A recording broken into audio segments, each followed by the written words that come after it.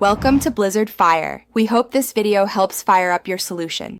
You start by picking plain Rusk because added flavors change results. You want a neutral base. Put roughly 200-400 G Rusk into a processor or into a heavy bag on the counter. Pulse briefly to reach coarse crumbs. Make short bursts so you don't overheat or create powder. Once done, sift or shake crumbs through a mesh to separate fines from larger pieces. This control gives even coating and predictable absorption when you use the crumbs later. Now refine texture and add seasoning.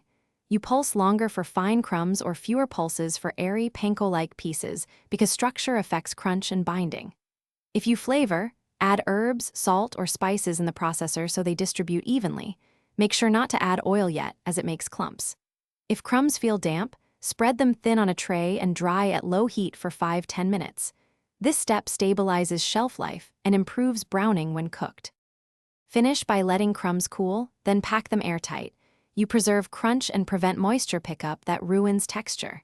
Use within 2-3 weeks at room temp or freeze for longer storage. Make sure to press out air in the bag so frost doesn't form. If crumbs go soggy, you can rescue them.